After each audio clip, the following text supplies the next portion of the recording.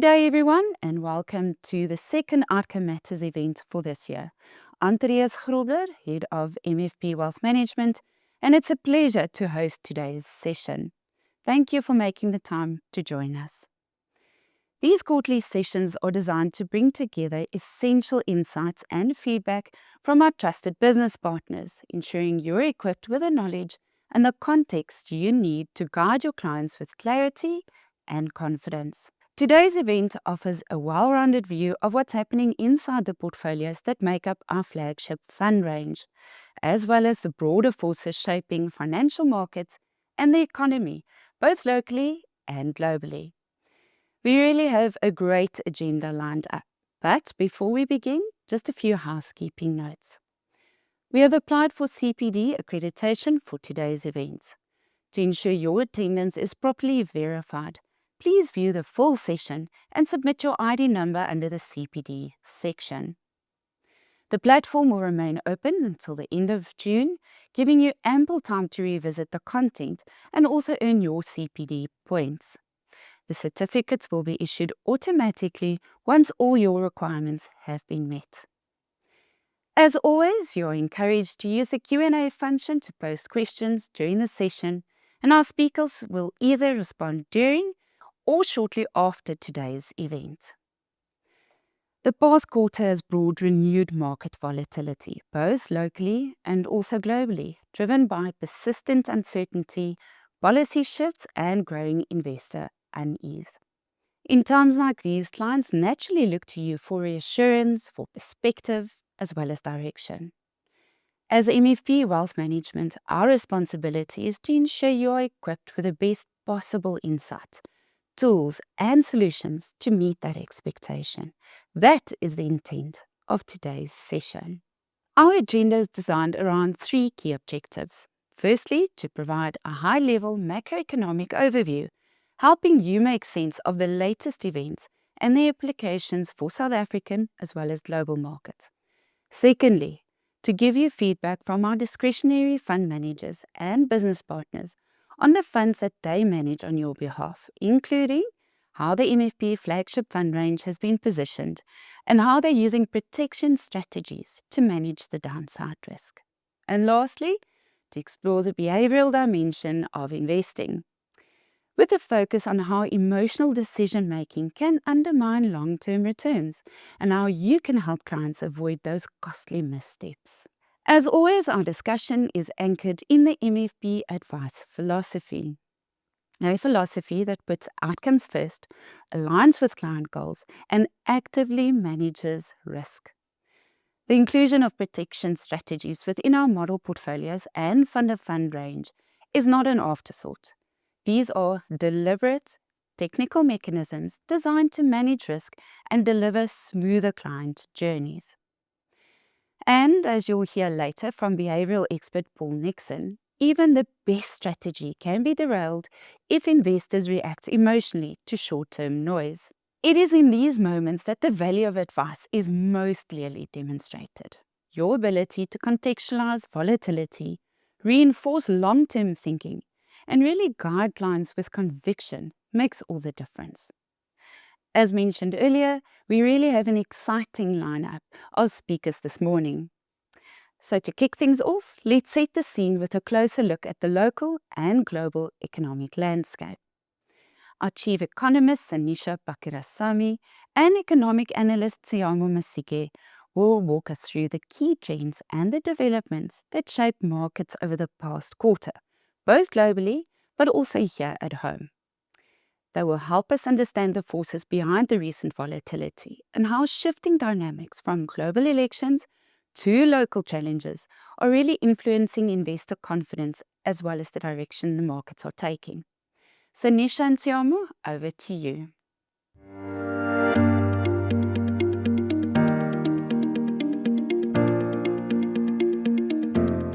Good day, everyone. I am Tsiamo Masike, Economic Analyst at Momentum Investments, and I am joined by our Chief Economist, Sanisha Pakirasamy. Thank you for joining us, Sanisha. Thank you, Tsiamo. The global macroeconomic environment has become highly uncertain over the past few months, driven by an escalation in trade tensions, geopolitical risks, and shifting market expectations around monetary policy. A lot of focus has been on President Donald Trump since the elections last year, even more so this year. The initial optimism of pro-business policies such as deregulation and tax cuts, measures expected to boost corporate profitability and support equity markets, are being overshadowed by protectionist rhetoric and trade tensions, which are now weighing on risk sentiment. This investor anxiety is visible in key market indicators, such as the sell-off in the US dollar index and the US 10-year Treasury yield, as well as the recent climb in the VIX as fears of a full-blown trade war intensified, particularly after reciprocal tariffs were announced on the 2nd of April. The question now, Sanisha, is, are we in a trade war? Well, Tiamo, I think looking at tariffs going up so sharply from around 2 to 3% all the way above 20% does seem extremely extreme, but we need to look at it through a different lens. So I think if you look at tariffs in post-World War II history, that very sharp increase does look like, a blip on that historic chart. But if you had to take it back all the way to the early 1900s, where America First policies were quite prominent, the consolidation of the Western Hemisphere powers was far more prominent than it was in the last couple of years.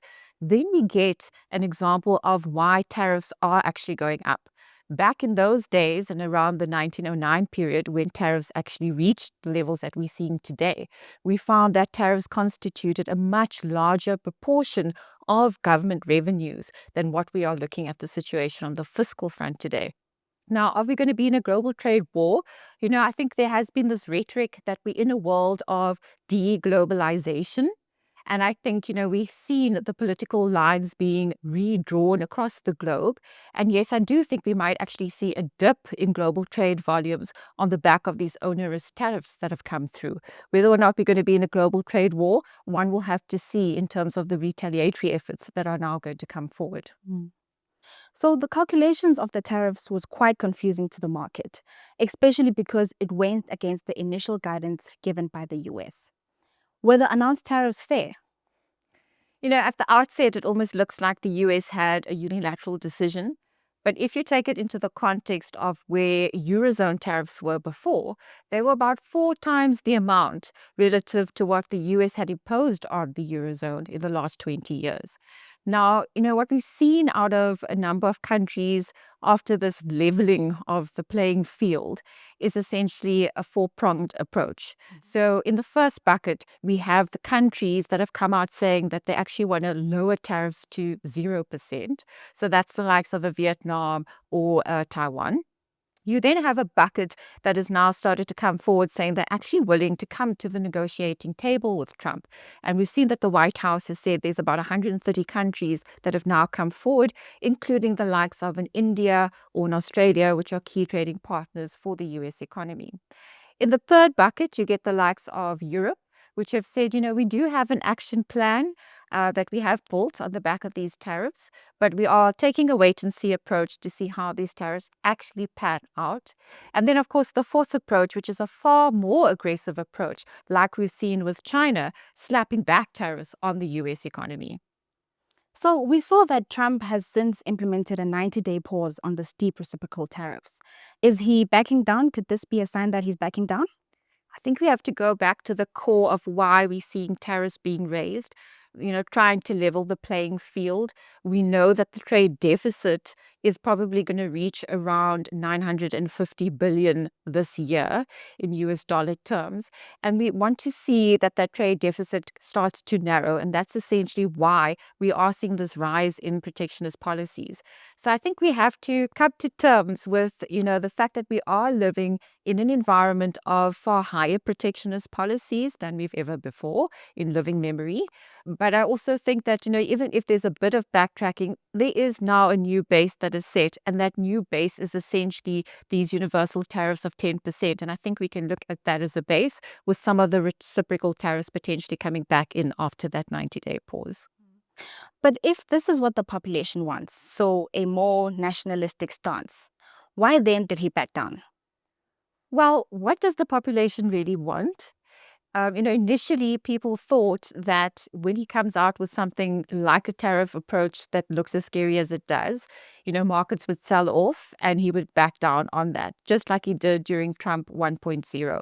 But what we've actually found, and this is really according to a survey of consumer finance data from the Federal Reserve, is that his core consumer base that votes for him are actually the bottom 50% of consumers in the US market, and they only own 1% of US equities, whereas your top 10 wealthiest own about 93% of US equities. So when he speaks about, appeasing his voter base, he's not really worried about what happens to the US equity market because that voter base is not as exposed to US equities. I think markets also assumed, and incorrectly so, that the consumer would be, overly worried about the impact on inflation, and that actually might, scare the new U.S. administration into rolling back the tariffs that they want to implement. And, what we're finding from there is Trump has said, this is not just a quick fix that they're trying to do. This is going to be a 2-year plus program that they're going to deal with. So yes, in year 2, you might actually find that some of those tariffs then roll out of the base. So the percentage inflation rate could come down. And I do hear the argument, obviously, it's the level of inflation that does ultimately affect consumers. But I think some of these assumptions that the market participants had going into this tariff scenario is essentially why markets were so surprised when it was eventually announced. I think let's focus on treasuries for a moment. How can the US government arrest the rise in treasury yields and avoid having to borrow at significantly higher rates? Sure. So, we talk about the market being quite surprised at the announcement of the tariffs, even though Trump did warn us that they were coming. We saw a sell-off in the equity market. Now, traditionally, you would actually see money flowing into your safe haven assets, typically the US dollar and typically US treasuries. This isn't what happened this time around, and we actually saw almost a reversal of that. And, one of the reasons I believe that that is the case is that you had local consumers in the US market, local investors actually selling out of the US Treasury market. That was also compounded by foreigners actually selling US Treasuries. So we know the story with China for the past 5 to 6 years. They have been selling down their holdings of US Treasuries to try and diversify risk away from the US market. We've also seen that with Japan, who is a key holder of the US Treasury market as well. They own about, overall, foreigners own about a third of the US Treasury market, but we believe that there is some kind of backstop here. So we know that, government owns about a quarter of the US Treasury market, and they can kind of fill up that gap by mopping up more of those US 10-year securities should the need arise. So US assets are seemingly losing support. I also mentioned earlier that the US dollar has sold off. Does this signal the beginning of the end for the US dollar? I think by saying, it's the beginning of the end of the US dollar, you're almost implying that there is another currency waiting in the wings to take over. And I don't necessarily think that that is the case. I think there is still a place for the US dollar in the global economy. It still makes up more than 90% of foreign exchange transactions across the globe, even though, the US dollar has started to decline as a share of foreign exchange reserves across the globe. It still makes up about 58%, so still the dominant player there. We're also seeing that, global debt, about 65 to 70% of global debt is still denominated in US dollar terms. So I think there will be, this natural demand for dollars that still plays out. Now, talking about, alternative contenders, some suggest maybe it could be the euro. In the Eurozone, we still don't actually have a fiscal union in place. We also don't have a big base of euro-denominated assets that are backed by government in the way that it is done in the United States. Some people say, okay, what about the renminbi in China? And yes, they are making big gains in terms of using the renminbi for trade in that specific East Asia region. But of course, they've got capital controls, which investors try to shy away from. And now in this recent episode, when we had, the risk off associated with this rise in protectionism, we did see investors flooding into markets of the Swiss franc and the Japanese yen because of their safe haven characteristics. However, these markets are still quite small and unlikely to usurp the power of the US dollar anytime soon. So essentially, overall transaction flows could still remain dominated by the United States dollar, especially given that the use of the renminbi and the euro are more regional. But there is a risk of more regional trading blocks. We also just spoke about a potential decline in US assets as confidence in the United States wanes. Gold seems to be a clear beneficiary here. Could you expand on why that is? Well, traditionally, there's quite a good inverse correlation between the price of gold and US tips.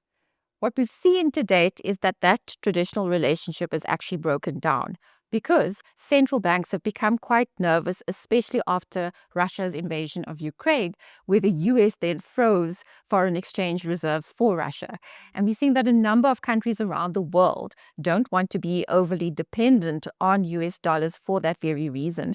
And we're seeing almost a quiet retaliation coming out from these countries to mop up more gold reserves. So for the past 3 years, we've actually seen above average rates of gold being taken up. And in a world where, geopolitical risk still lingers, we don't actually have a final peace agreement between Russia and Ukraine, or in the Middle East for that matter. With these geopolitical risks lingering in the background, it does imply that gold will maintain its safe haven characteristics, and we'll probably continue to see central banks mopping up more gold.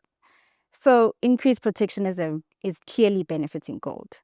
But one of Trump's justifications for tariffs is to revive the US manufacturing base. But we know that reshoring production won't be easy, nor will it be quick. For example, Reuters pointed out that the bulk of components needed to produce an iPhone come from various countries, and onshoring would significantly raise production costs, partly due to high labor costs in the United States. Given these challenges, what is the ultimate goal behind all these tariffs? Now, I understand that question because I think markets are quite confused as to why they want to almost re-industrialize the US economy, given that manufacturing only accounts for a tenth of GDP. But if you think about it in the context of globalization, from about 1994 up until I would say the global financial crisis, we saw that manufacturing jobs in the US economy fell by 3%. And so I think part of going on this route of higher tariffs is to protect that portion of economic growth in the US economy. But I think it's broader than that. So globalization brought about quite a lot of economic stability, but it didn't really secure national interests and security from that level. And so if you look at the US economy as an example, very reliant on importing things like pharmaceuticals. According to Nedbank, about half of the pharmaceutical products going into the US are actually sourced from India. Artificial intelligence, we're seeing quite a lot of reliance on other markets for things like defense and even rare earth materials. So in that kind of environment, they would want to bring in that trade deficit from the expected 950 billion US dollars this year.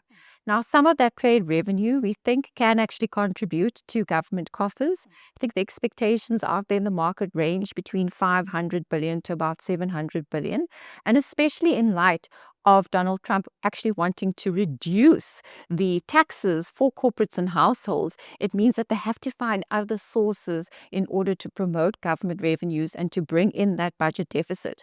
Now, I mean, the US economy is sitting with a budget deficit ratio of 6.5% of GDP and a public debt ratio of 120%.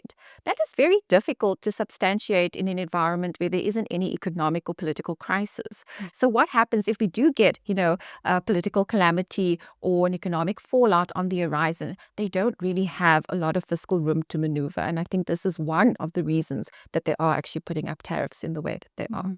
I have to agree. The high debt levels in the US definitely need to be addressed.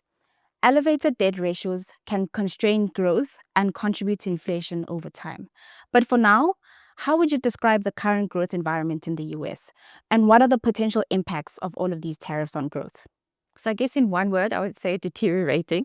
We've seen quite a sharp rise in concern from the investor base.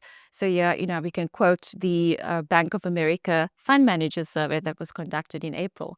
Now, about a month ago in March, there were only 11% of global fund managers that said that there is a risk of a so-called hard landing over the next 12-month period.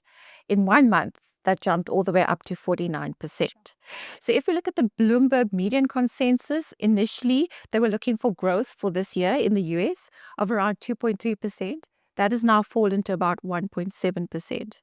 I've also looked at some of the independent forecasts out there, such as the Budget Lab from Yale University. And here they're suggesting that with the impact of the tariffs, it could potentially shave off about 0.9 percentage points of growth this year, a little bit less next year, about 0.1. And I think that's because we start to see the positive impacts of things like deregulation and some of the tax proposals helping 2026 growth. But we know that this is still going to be a tough year for 2025. We're already seeing that the consumer sentiment dropping quite significantly, with the University of Michigan Consumer Confidence Index printing its second weakest number since the 1970s. So what about inflation? How are the tariffs going to affect the inflation trajectory? Disproportionately. So I think, the hit to the US market is going to be heavier. We're already seeing that the Bloomberg consensus here has drifted all the way up from 2.2, which was expected in February, all the way up to 2.7. So quite a big increase in that expectation for inflation. We've seen that the University of Michigan surveyed inflation expectations for the one-year estimate have jumped to 6.7%. And more worrying is the 5-year longer dated inflation expectations now at 4.4%. So the market is suggesting it's going to be quite difficult to rein in inflationary pressures in the US economy. I think it's going to be less of a concern for other developed market economies. So if we take the Eurozone as an example, they will still be importing some of the cheaper Chinese imports, which will dampen that inflation rise for the Eurozone. And here we're looking at the Bloomberg consensus still at around 2.2% for this year. So with growth expected to weaken and inflation remaining elevated, this points to a stagflationary environment. According to the Bank of America's Global Fund Manager Survey, 90% of investors believe stagflation is on the horizon, while 42% see a recession as likely. How then are central banks likely to respond to this scenario? Central banks really are between a rock and a hard place. They'll be forced to try and respond to weaker growth at a time when inflationary pressures are getting out of control. So I think, if we look at the Fed futures at the moment, they're discounting between 3 and 4 interest rate cuts by the end of the year. This is far more than what the market was expecting at the beginning of the year, which was between 1 and 2. So I think markets are suggesting that in an environment of potentially weaker growth, the Federal Reserve needs to react to that. I think the risk here is that they actually cut by less than what the market assumes because of that inflation risk of an already high base. And then what about our central bank? How is the South African Reserve Bank likely to respond? Well, before, going into the more onerous tariff arrangement, we were saying that we were probably reached the end of the interest rate cutting cycle in South Africa. We were, marginally in restrictive territory. I think a lot is going to depend on how inflation and growth estimates play out even here in South Africa. So initially we were saying, that inflation could potentially average below 4% this year. We now have actually increased that forecast to about 4.2 and going into 4.7 for next year. So still a relatively tame inflation environment, but I think the risks are really on the growth side for South Africa. So initially we expected growth to, rebound to around 1.6% for this year, but on the back of some of the domestic dynamics that are turning out to be more negative, and of course, a more difficult global environment, we now are anticipating a growth rate closer to 1.2% for this year and about 1.7% for next year. So I think, what the Reserve Bank in South Africa has to do is carefully calculate what the downside risks to growth are from here and balance that with the upside threat of inflation risks. So I think, there could potentially be some space to cut a little bit more if growth starts to disappoint quite negatively. But of course, the hurdle to cutting interest rates, I think, is quite high with those prevailing threats to inflation in the background. South Africa was among the countries hit with steep reciprocal tariffs, and it could potentially lose the African Growth and Opportunity Act, also known as AGOA. Despite the 90-day pause in reciprocal tariffs, South Africa still needs to improve its trade resilience. What can SA do to stay competitive in a world that's clearly changing? I think it's kind of twofold. So we know that in this environment, it is imperative for us to stick to our so-called non-aligned stance.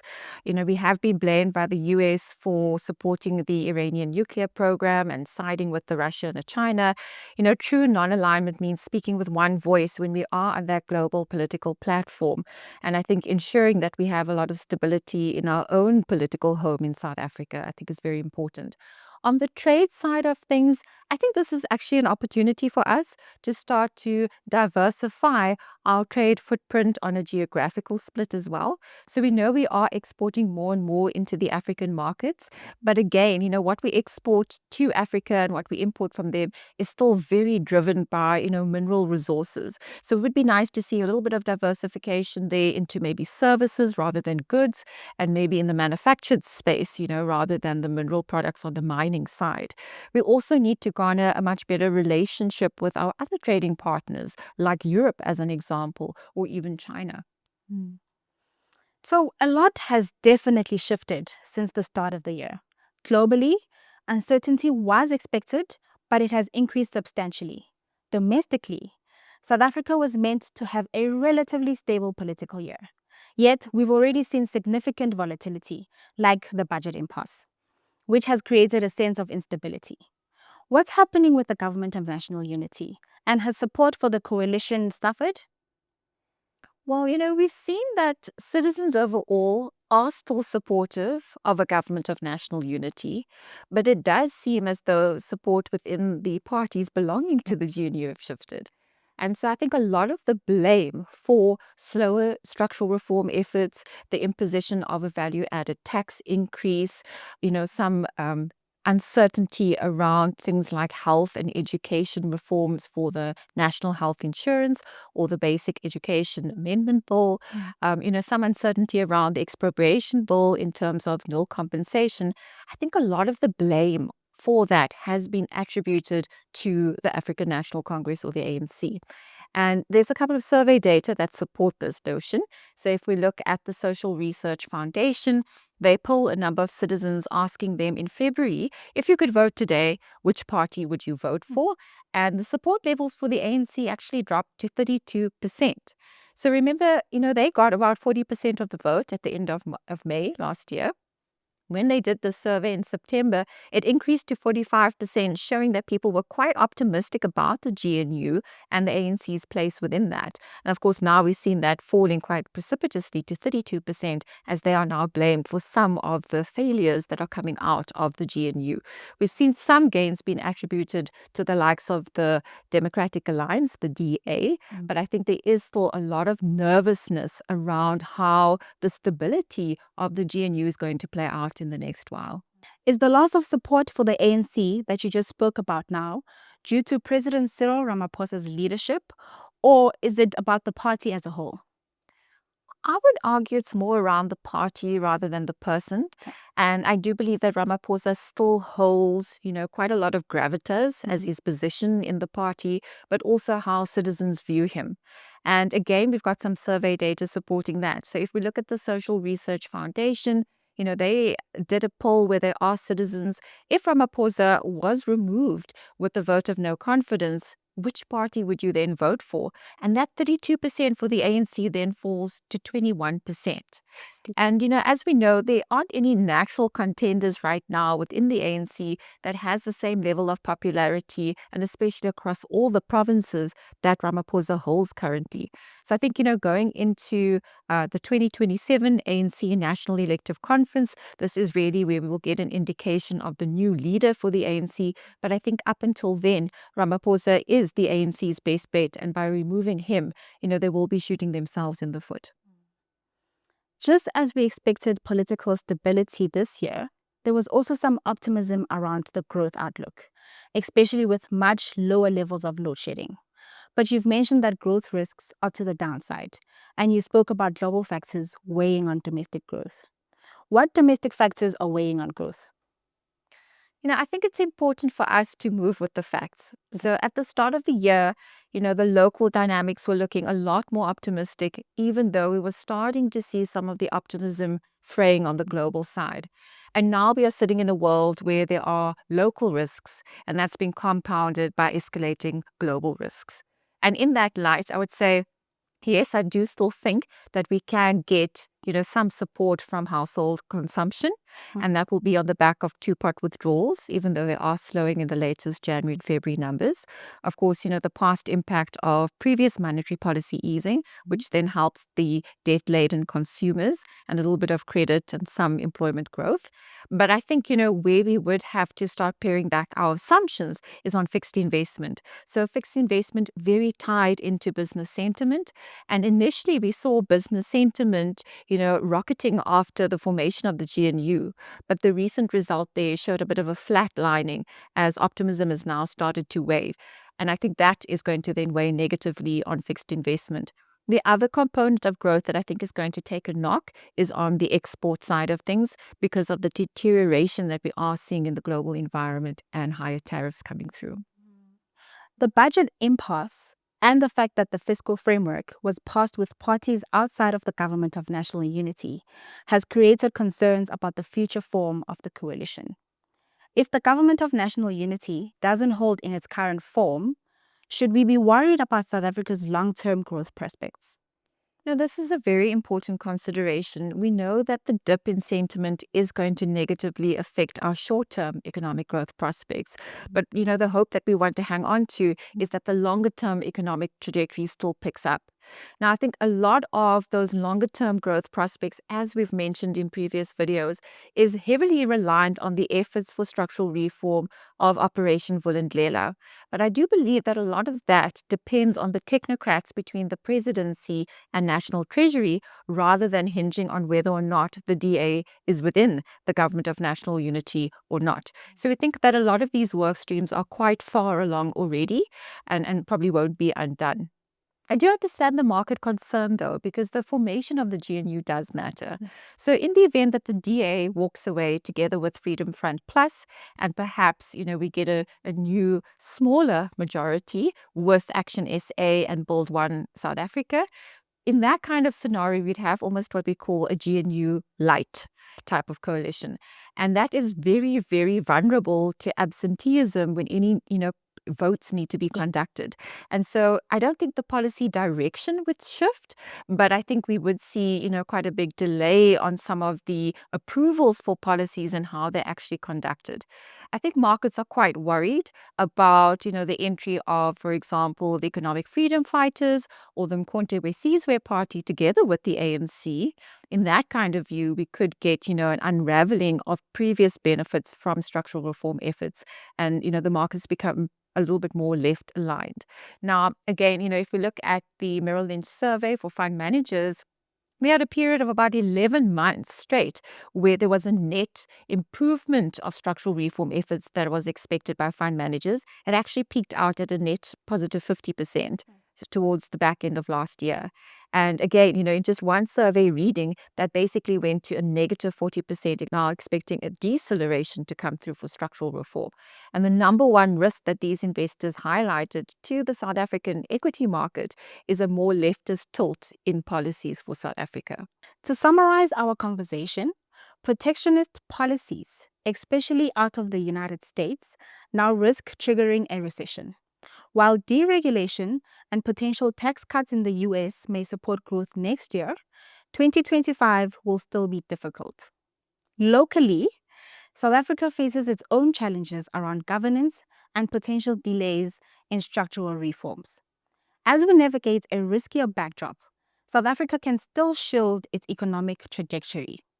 This will require fostering stronger foreign relationships, expanding the geographic reach of our trade, promoting fiscal sustainability, and maintaining momentum on critical reform efforts.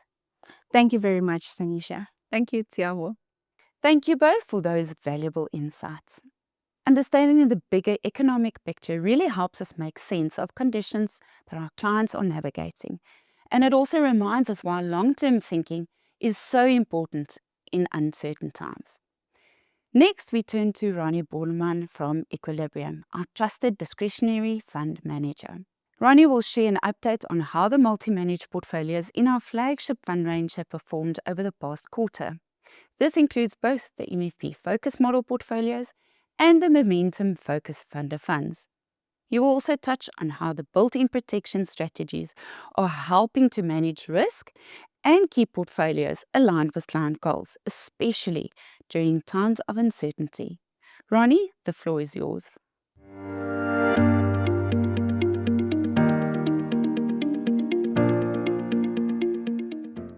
Thank you, Therese.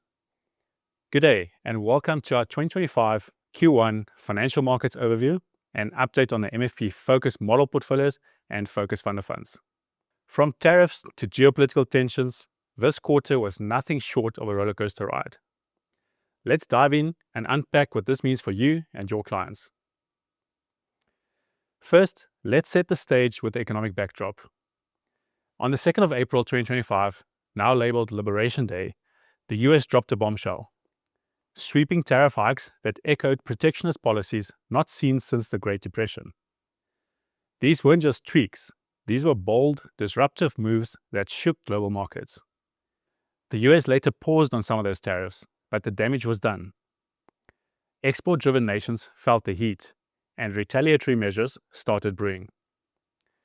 The IMF warned that sustained tariffs could shave global growth by 50 basis points. And according to the World Trade Organization, global merchandise trade volumes could take a bigger hit, dropping by 1.5% if there are reciprocal tariffs in 2025. Now, globally, we are seeing a fracturing of trade alliances. Europe is pushing for self-reliance, while a China, Russia, Iran bloc is rerouting supply chains for electronic chips and energy. Now, add to that the risk of stagflation, or in other words, low growth and higher inflation, and you've got a recipe for uncertainty. And again, this wasn't just a global story. In South Africa, the threat of 30% tariffs piled pressure on an already fragile economy. The Government of National Unity saw internal squabbles between the ANC and the DA over the VAT hike, healthcare reforms, infrastructure spending, and also expropriation without compensation. Now, these tensions dimmed the post-election optimism that we've enjoyed since last year, and also raised South Africa's risk profile in the eyes of our global investors. But, as is often the case, volatility is a breeding ground for opportunity. Let's explore how markets reacted. Quarter 1 of 2025 was essentially a tale of two markets. Early on, investors were optimistic about Trump's policies, higher tariffs, deregulation, and tax cuts. The buzzword was reflation. In other words, stronger US growth with moderate inflation. So the quarter started off pretty well, but as it rolled on, the mood had flipped. There was growing anxiety about the direction of US trade policy, signs of a slowing economy, concerns within the tech sector, and rising inflation expectations, as well as a general increase in market volatility due to this policy uncertainty. By mid-February, markets had turned risk-averse and global equities took a hit. The US equities in particular stumbled, with the S&P 500 down 4.4%. Tech stocks, the darlings of the past 5 years, got hammered. And why? Well, a new AI model from China's DeepSeek shook the sector. This model seems to match US's AI capabilities, but costs a fraction to develop, which prompted investors to question the profitability of these high-cost US tech firms. Valuations in the Nasdaq, as well as the broader tech sector, therefore cratered as a result. Now, US safe haven assets did provide a bit of a buffer. The US 10-year bond yield dropped 31 basis points as investors started looking for shelter. And across the Atlantic, it was a very different story. The German 10-year yields jumped 34 basis points after Germany loosened their fiscal policy to fund defense as well as infrastructure, putting pressure on German bond prices. Now, despite this impact on the bond market, this is effectively a game changer for Europe, signaling some growth potential going forward. European equities, like the MSCI Europe ex-UK, surged by nearly 6%, capitalizing on these attractive valuations and also hopes of cheaper gas prices if the Russia-Ukraine conflict eases. Emerging markets, however, were the stars of the quarter, outperforming the MSCI World Index off the back of the US sell-off. The MSCI China soared by nearly 15%, fueled by government support as well as AI optimism. In South Africa, large caps outperformed, with the MSCI South Africa, which represents the largest South African stocks, was up nearly 10% in rands compared to our local JSE Capswix, which was up 5.8%. Now, let's take a look at the broader market returns. Despite these global headwinds, the South African market showed resilience.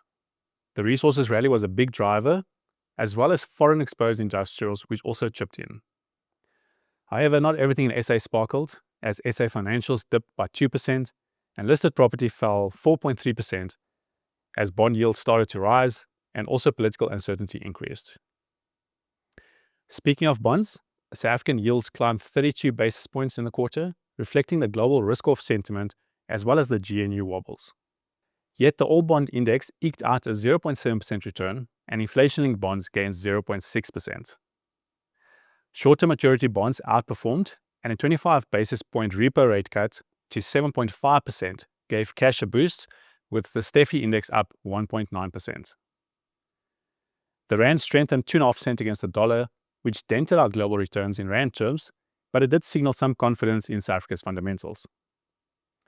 In rand terms, the MSCI All Country Index was down 3.8%, global property was negative 1.2%, and global bonds ended the quarter flat after the currency negated the 2.4% gain in global bonds in US dollar terms. Now, you probably want to know how your client's money is performing, so let's take a look at the portfolio returns. Our momentum focused fund of funds and MFP model portfolios navigated the volatility of the quarter with discipline, delivering modest but generally positive returns for the 3-month period. 1-year returns remain in the teens, while the funds and portfolios remain well on track relative to their CPI-linked objectives over the ideal investment horizons. Delving down into the underlying funds and components of the portfolios, we can see that local funds drove performance in the quarter in line with the market experience of local over global.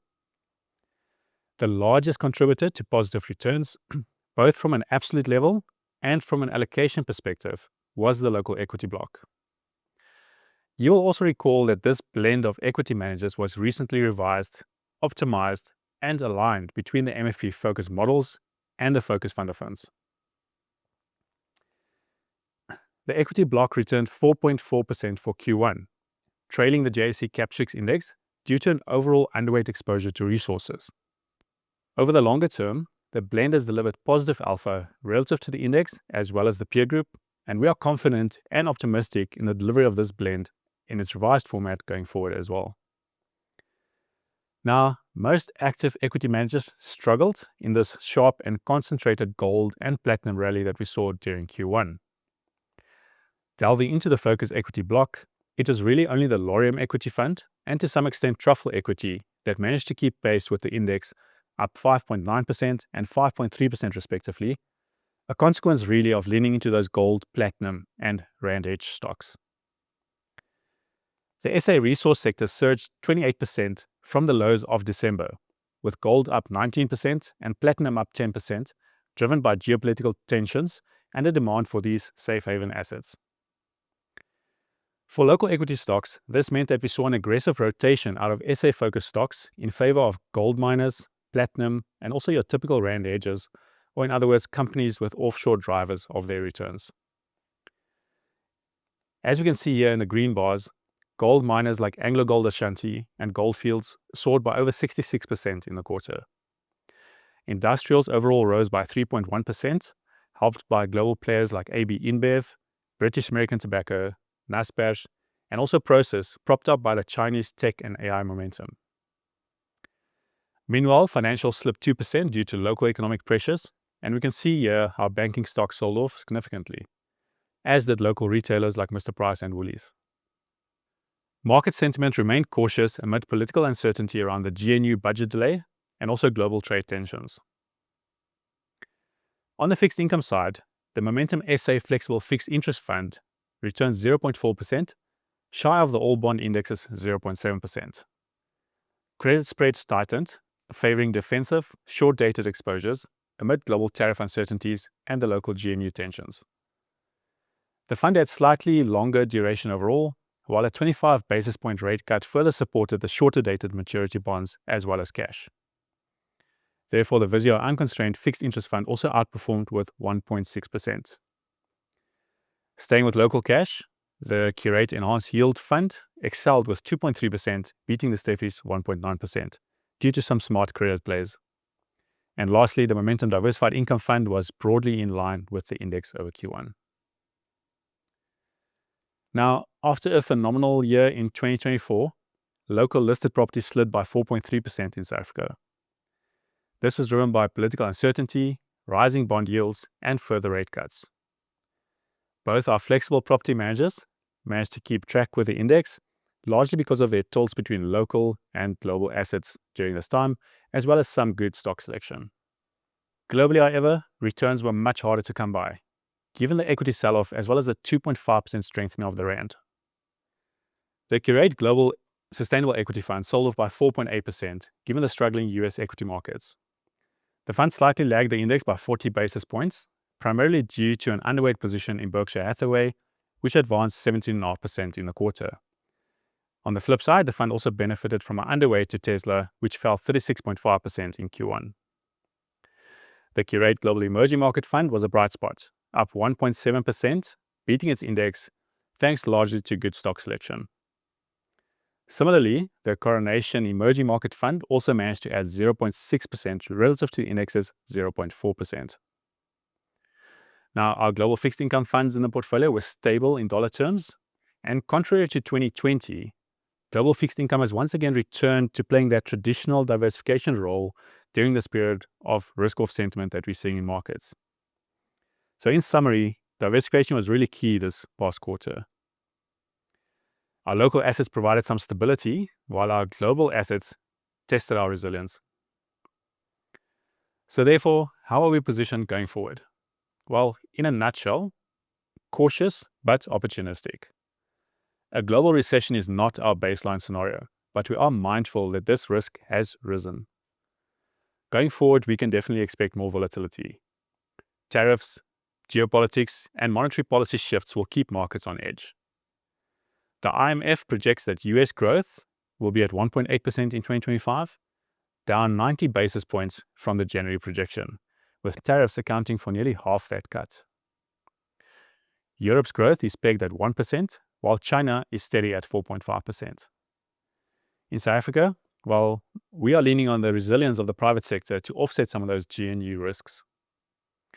We continue to be overweight on South African assets, and locally we favor equities, given the compelling valuations compared to our emerging market peers and also a higher risk premium. This offers strong forward return potential from this point. In contrast, we find listed properties' risk-reward profile slightly unattractive amid the rising finance pressures and also weakening interest cover ratios. Local government bonds, inflation-linked bonds, and also local cash are still offering very attractive real yields in this current environment, especially with inflation risk currently expected to be to the upside in 2025. Globally, we do remain cautious on equities, especially US equities, as they remain expensive even after this recent pullback that we've seen. Emerging market equity does look a bit more interesting in terms of their relative valuations. Now, on the margin, we prefer global cash over global bonds for their more favorable risk-adjusted returns. Overall, however, a strengthening rand may weigh on our short-term returns across these offshore holdings, and therefore, we do remain mindful of our total global exposure. Our strategy is relatively simple. South Africa presents attractive valuation-driven opportunities, while global markets demand a cautious but vigilant approach. We therefore continue to invest our clients' funds based on sound investment principles while looking through the short-term noise and the newspaper headlines. Now, if you had gone away on leave at the end of March and returned 2 weeks later, you'd be forgiven for wondering what all this fuss was about. And if there was ever a chart advocating for staying invested, I think this is it. Now, every time, whenever there's a sell-off, I do hear the argument that this time it's different. And who knows, maybe one day that will be the case. But if that is true, then there will probably also be bigger problems to be concerned about than our investment portfolios. So until then, markets are rewarding those who stay disciplined, diversified, and most of all, who stay invested. Thank you for partnering with us, and thank you for listening. Thank you, Ronnie, for that clear and insightful update. It's reassuring to see how these portfolios are being actively managed with protection strategies in place to help keep clients on track regardless of the market conditions. Let's now shift our focus to the global stage. Richard Stutley, Senior Portfolio Manager from Momentum Global Investment Management in London, will help us understand how changes in global trade, political events, and rising tensions between countries are affecting markets, and in turn, the investments we have to manage on behalf of our clients. He'll also highlight some of the key risks and opportunities to be aware of and explain how these factors might influence the global portion of the portfolios in the coming months. Richard, over to you.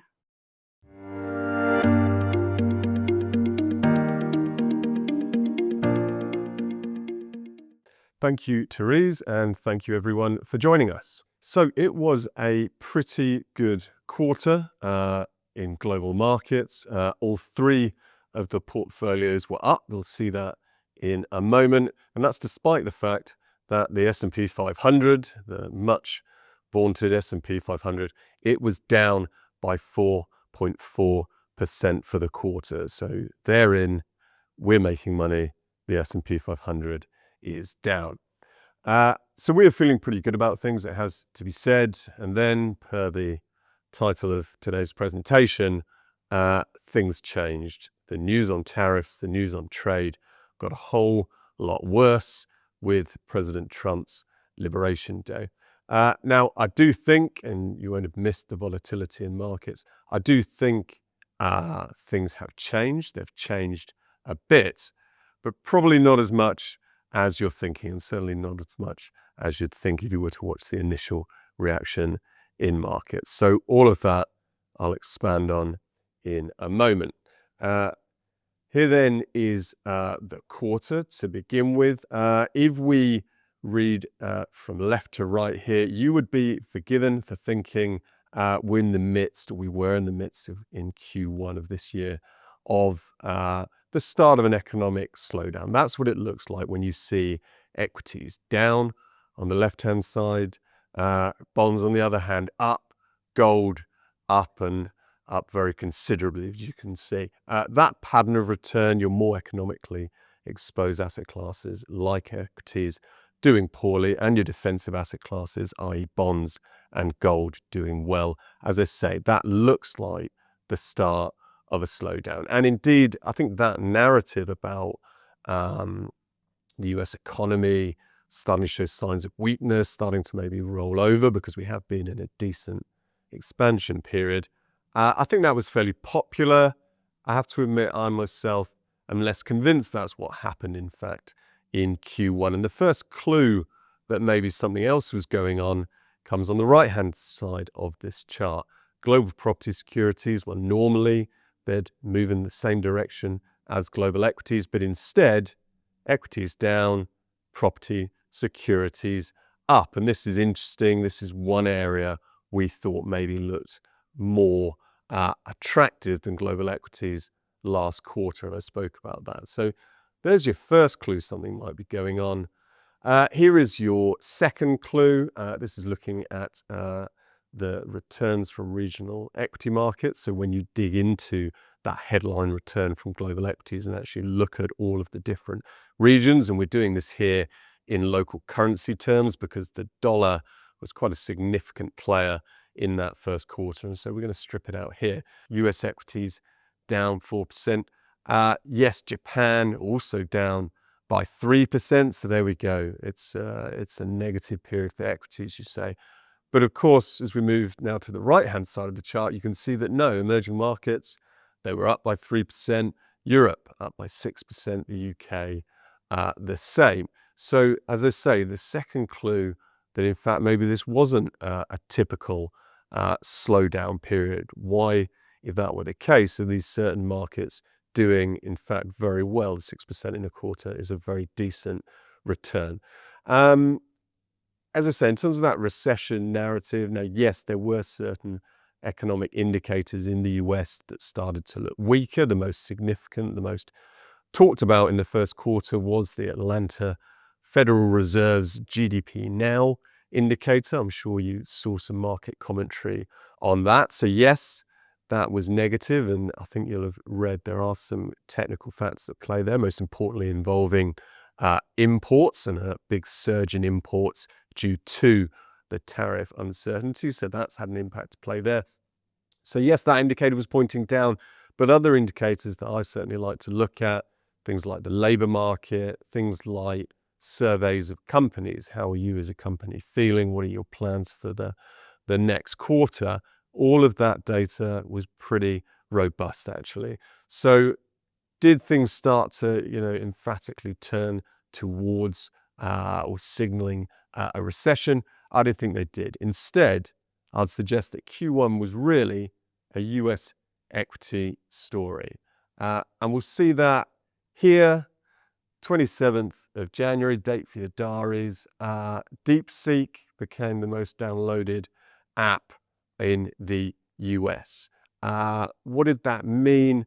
Well, if you looked into what the designers of DeepSeek were saying, it meant that you could deliver a powerful AI assistant without using NVIDIA's chips. In fact, using lower grade, more inexpensive chips. This then very significant, of course, for NVIDIA's model.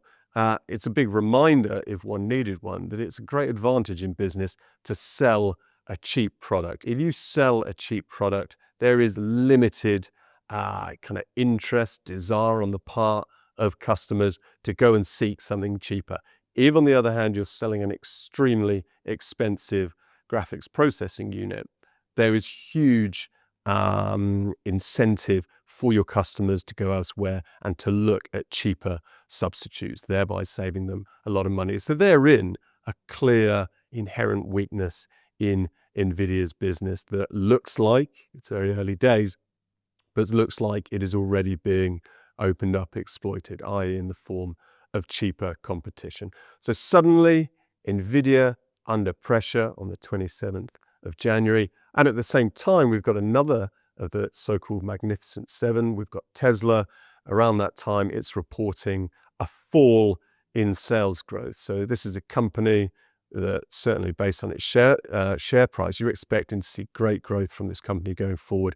And in actual fact, top line growth has all of a sudden turned negative. So as you can see in this chart here, the Magnificent Seven comes under pressure. That puts pressure on the NASDAQ, which is predominantly these technology names. That in turn puts pressure on the more diversified, but still fairly concentrated S&P 500. And all of these markets start to turn down. Now, this is interesting for us. In a way, this is pleasing for us. And I say that because we said the US market looks vulnerable. If we look here, this is the chart I presented last quarter. It is showing the price to earnings ratio on the S&P 500. What are you paying for these companies? What are you paying as a multiple or relative to their earnings? So what are you getting when you pay X for NVIDIA or Y for Tesla? That price is very high. It's 95th percentile, as I commented on last quarter. That looked vulnerable to us. Hence, we weren't that surprised to see the US stock market turn. Now, remember, these are great companies. No one is questioning that, but you can still pay too much for a great company. And that's what we think was happening here. We also said at the same time, we thought bonds were better value. And hence, I showed it to you at the outset, bonds up last quarter. We're pretty pleased about that. And indeed, we also mentioned, and I'll mention it again in a moment, we mentioned property. And so again, pretty pleased to see property doing well. So all in all, three of the key ideas I spoke about in our last video, they all played out in that first quarter. The team and I, therefore, feeling pretty good about life. And then we got so-called Liberation Day, as shown on this chart here. In simple terms, what happened, and apologies because I know you've read a lot about it, but in simple terms, Trump's administration came out with significantly higher tariff rates than anyone had been expecting. They were so high And the formula behind them was so ill-defined that quite simply they looked unjustified. And so now, rather than, okay, we've got a fair, let's call it paradigm shift to a slightly higher tariff regime, instead it's very clear we're entering the realms of a tariff war, because there's no way trading partners can simply absorb and let these kind of higher tariffs pass. Not only that, because it's pretty bad on Liberation Day, but it gets even worse in the ensuing days.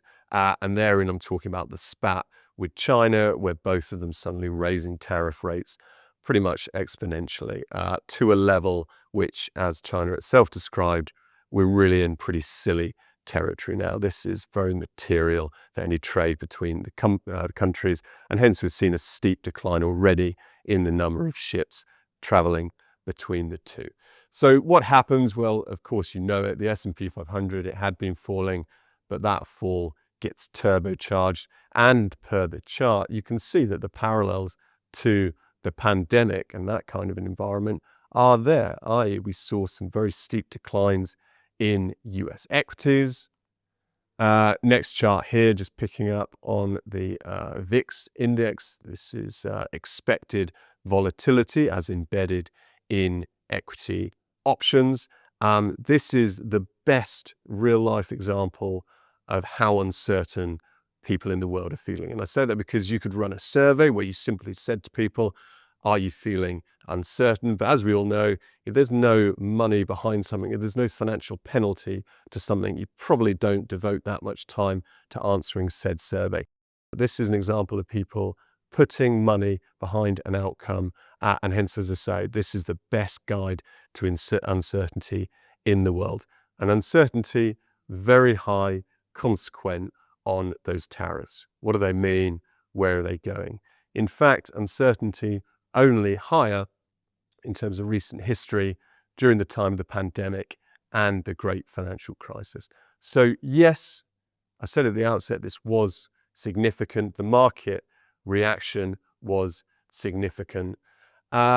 Typically, and sorry, also we saw some big moves, as you've seen here, and I showed the S&P 500. Now, typically, when you see big moves, you'd also expect to see more trading in our portfolios. Big moves typically mean more instances of mispricing. We're going to be trading to try and take advantage of that. Did we see that on this occasion? A bit, certainly, in those portfolios where we can be nimble and trade quickly intraday. Yes, we reacted to moves, and I'll talk a bit more about that in a moment. But generally, no, we haven't made wholesale changes. So why is the logical question? And to answer that, I'm going to go back to the same set of slides I showed last quarter. And that is to say, beginning here with equity valuations, things haven't changed materially enough that we ourselves want to do anything materially different. What do I mean by that? Well, let's use the numbers here. Equity valuations using the S&P 500. They were at 95th percentile, extremely expensive. Yes, they are cheaper today. They are still 80th percentile. That is not a particularly attractive entry point. We'd really be looking for something that is well south, below, i.e. below 50th percentile. So things have moved in portfolios where we can be nimble. As I say, we did take the opportunity on big down days to buy a bit more equity and indeed more US equities. But no, we haven't made wholesale changes because we're still 80th percentile. Bond yields, they were 84th percentile, pretty attractive. They're now only 80th percentile. So again, yes, on days when bond yields fell significantly, we did use the opportunity to sell some bonds. But have we made wholesale changes and dumped all our bonds? No, we haven't. We're still 80th percentile. Property relative valuations were as good pretty much as they've ever been this century, 99th percentile. They are still 96th percentile. So again, we continue to like growth assets outside of the more obvious areas like US mega cap tech and things like the Magnificent Seven. That again hasn't changed. Portfolio positioning then, still underweight equity. We've moved from a neutral position to slightly underweight fixed income. Where's that money gone? Well, largely into cash. And that, as I say, was in portfolios where we can be nimble. That was us selling some bonds on days when they've done well. We still like alternatives, things like property and gold, and we're still overweight cash. And so just to finish this section and bring it all together, what are we thinking about economics? Tariffs was the title of the presentation, so let's go there. I myself don't have a big problem with tariffs. I can see the logic behind this idea from the Trump administration of a 10% universal tariff on imports. I don't have a big problem with that. What I do have a problem with, what the market had a problem with, was the chaotic nature of in which those tariffs have been implemented thus far. Also, the quantum, i.e. the size of those tariffs is far too high currently. Now, that said, we've spoken, I would have spoken in the last video, about the fact that our base case is still that Trump and his team are rational, and also that one of President Trump's greatest strengths is his willingness to be nimble, to try things and to reverse course if it's not working. And of course, that in recent days is exactly what he has done. So we still, our base case, therefore, is still intact. The Trump administration is still going to move away from policies that aren't working. That is a positive. That said, overall, through this period, what has changed for us is that business confidence, we think, is likely to be damaged, and we think it's likely to remain that way for a prolonged period now. If you're a business leader, before building that new factory or making that next piece of investment, I think you're more likely to simply sit on your hands and wait and see what happens tomorrow, because you simply don't know what's going to happen tomorrow. That is negative for economies. So economy's not bad, but we're in a worse place today than we were when I made this video last time. Valuations, still reasonable, not super exciting, but reasonable and a little bit cheaper in parts. What does that add up to? You add it all together, our risk appetite is still pretty neutral. Instead of making wholesale changes, instead of abandoning asset classes like equities and going wholly into cash, we're relying through this period on diversification. It worked in Q1, it worked really well. We're hoping and expecting it to continue working through the rest of this year. And with that rounds up our first section, and we'll go from there onto the portfolios next. Here are the portfolios then. We've got EQ Global Cautious, bottom left, more cautious portfolio. We think on average it needs about 3 years to work. Give oneself more time to be invested, then you move to our medium risk portfolio called Managed.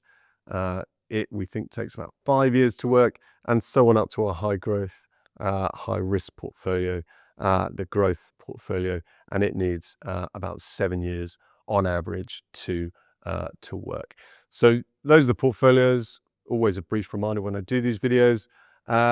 Next, let's look at the quarter.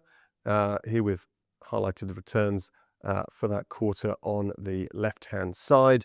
As we know, as I showed at the outset, this was a period when equities were down. The S&P 500 was down 4.4%.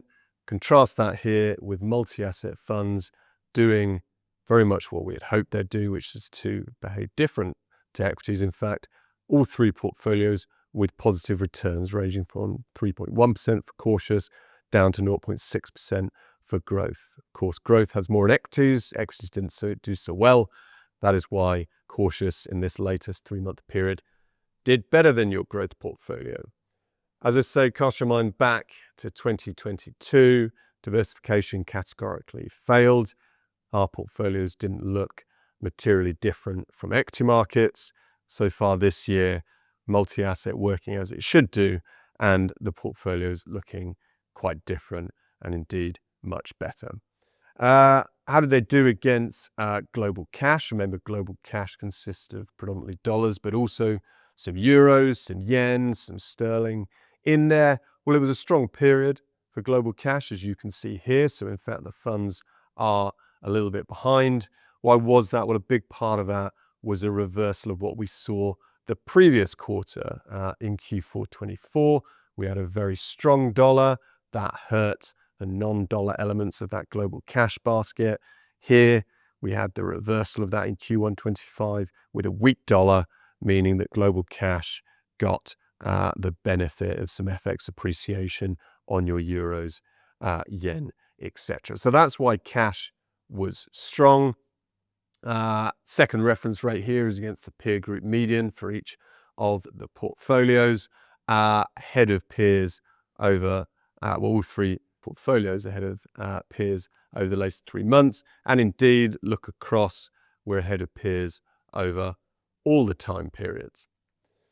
That's nearer term returns. If we look here at the attribution for the quarter using Equilibrium Global Managed, I'm not going to dwell here because we do need to think more about the coming quarters rather than the history of Q1. But nonetheless, it's basically the case that everything worked during that quarter. If you start on the left-hand side, a big up column for equity MS, which is manager selection. And that's because equity managers, they themselves elected to be underweight the US. That was positive for their performance. Commodity manager selection, we'll see in a moment, the 91 Global Gold Fund did extremely well. As I say, investing in gold, but indeed predominantly in gold shares, they did extremely well over the quarter. So that's commodity manager selection. Commodity asset allocation, simply by virtue of owning gold, that was a big positive during the quarter. So all of these themes worked. And again, this is based on some of those themes I spoke about a moment ago in terms of underweight US, overweight bonds, overweight diversifiers like gold and properties. So it was a good quarter overall. Longer term returns, which I always show, and it's simply to demonstrate the portfolio is doing what we would expect and performing close to those targets. Currently ahead of the targets. That won't always be the case, but they should nonetheless follow these targets closely because they are designed to do so. So we can see each portfolio here shown since inception and against the dotted line of the same color, which is the global cash plus a margin target. So delivering positive returns in a similar vein to their targets, but thankfully a little bit ahead. And so we go back to returns, but just look a little bit longer term. We've highlighted here the minimum recommended holding periods for these portfolios. That's the 3 years in the case of cautious, 5 years in the case of managed, and 7 years in the case of growth. All the returns across the board here now are positive. This is positive. They are close to cash over the short term. They're ahead of those cash reference rates over the long term. You'll pick up one exception, which is Equilibrium Global Growth is 20 bits per annum behind its global cash reference rates, but it's nonetheless pretty close, and certainly over 5 years is significantly ahead. The one area of slight weakness would be cautious. Its recommended holding period, as it says, 3 years. It's done 2.7% instead of global cash plus 2.5%, which has done 4.4%. That is down to this weak period for bonds. Over the same period, bonds have done minus 2% per annum. So thankfully, we've done 9.5% better than that. What I think is interesting about these numbers, when we look now at the last 7 years in cautious, it has returned 3% per annum over that period. So now that includes the whole period of the pandemic. This portfolio, underlying investors who, if they've been able to, I hope they've stayed invested, they've now come through and they're back to decent positive returns in line with global cash plus a margin. It is not what we'd hoped to deliver, which was consistent returns over 3 years, but you do sometimes get those shocks in financial markets. And what we'd always counsel at the time is that using history as a guide, financial assets tend to come back. This, on this occasion, is testament to that fact. And as I say, hopefully investors, even if they've had to stay invested for longer than they expected, hopefully now they've been put in a reasonable position. That's all I think I'll say on returns. Thus, we've got the important notes for you to take a minute to look at. And there we go is the thank you. A big thank you from me and the team. Thank you, Richard. Your global perspective always adds depth to these discussions, and your practical insights really help us to stay one step ahead when it comes to understanding global drivers of portfolio returns. Next, I'm pleased to welcome another trusted business partner, Ali Simpkins, who is the Head of Proposition at Curate Investments. Ali will give us an update on the Curate funds, as most of them now have a 9-month track record.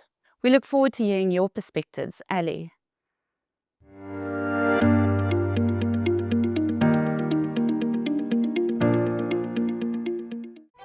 There is an intersection between art and science, a place where data and research come together with instinct and experience.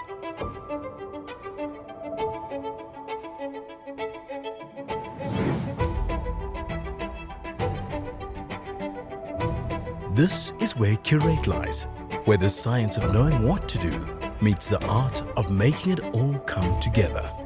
What is to curate? To curate is to be the custodian of very important assets. Now that works very well with what we do because we do two things and we do them very well. Firstly, we take care of things that are important to you. We take care of our clients' wealth. And secondly, we give you the comfort of knowing that we've done really hard work to find the best people to manage your money. In a world that's noisy and uncertain, we focus on simplicity. We don't claim to predict what comes next. Markets shift, narratives change, and uncertainty is part of investing. That's why we look beyond the numbers to find great people who embrace this approach of simplicity. In a world full of options, we aim to simplify. Our fund range is focused and intentional, carefully selected to offer relevant funds, managed by people we handpicked to take care of your money. Just like you've trusted us, we trust the investment managers that we've chosen to take care of your money. It's about thoughtful selection, not broad assembly, giving you a clear and considerate place to start. This is Curate, the art of investing. Thank you, Therese. Good day, everyone. It has been 9 months since the launch of Curate Investments, and we'd like to start by thanking you for your incredible support to date. We are excited to continue on this journey with you. In this session, we're going beyond the numbers. We'll provide deeper insights into each of our funds, explore how they've been positioned, and share perspectives from our hand-picked managers. As a reminder, the next 2 slides summarize our fund range and the specialist managers behind each fund. Starting on our local front, our cash and income funds managed by Momentum Fixed Income are ideal for clients seeking capital preservation, liquidity, and income. The Curate Momentum Balanced Fund, managed by Visio Fund Management, blends growth and stability, ideal to use within retirement products as it's Reg 28 compliant. And finally, our property and equity funds, managed by Sesvekile Capital and Laurium Capital respectively, are designed for long-term capital growth with both local and global exposures. Complementing our local offering is a set of international strategies that help clients diversify globally. Robeco manages our global sustainable equity and emerging markets equity funds, offering cost-efficient developed and emerging market exposure. These mandates can also be accessed via rand-denominated feeder funds. We also have some good news to share on this front. Our global value, growth, and quality equity funds are now available on the MFP Wealth Management list and give clients access to active equity styles across global regions. Let's start by unpacking the funds aimed at generating income and liquidity. These comprise of the Curate Momentum Enhanced Yield, Flexible Income, and Income Plus funds managed by Momentum's fixed income team. The South African Reserve Bank kept the repo rate unchanged at 7.5% in March. Although the Enhanced Yield Fund added fixed rate exposure within the declining interest rate environment, reinvestment at lower rates remains a concern. This is why the team is focused on finding alternative investments like credit opportunities to help bolster the returns. Over the past quarter, the fund continued to outperform both its benchmark and peer group, delivering an annualized return of 9.87% over the past year. The Flexible Income Fund also outperformed across periods, delivering an annualized 11.56% for the year. During the quarter, the team added to the fund's government nominal bond and inflation-linked bond exposure. There was a sell-off during the quarter, and the team used this to buy into opportunities at prices below their fair value expectations. In terms of the Income Plus Fund, the team continues to focus on the quality of the credit instruments within the portfolio. They are also paying close attention to their exposure to companies with operations in multiple countries. Volatility in the global interest rates and credit spreads triggered by US tariff announcements affected the market prices of these instruments. However, these are seen as short-term market shocks and are not expected to persist.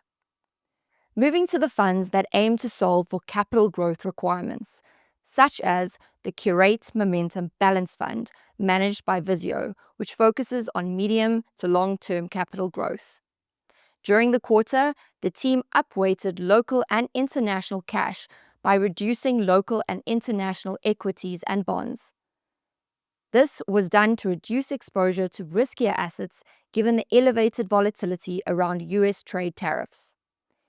It reflects Visio's strong focus on capital preservation.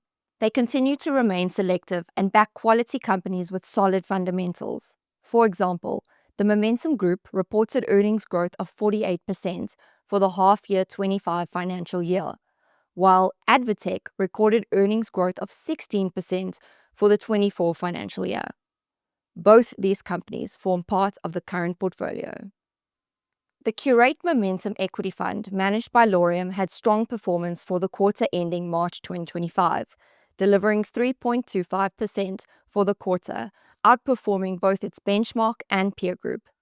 The fund's outperformance in local shares was driven by positions in Anglo Gold, Impala Platinum, and Northern Platinum, propelled by the resource sector, which saw its best month and quarter since COVID-19. Mining shares were boosted by the gold price hitting an all-time high of over $3,000.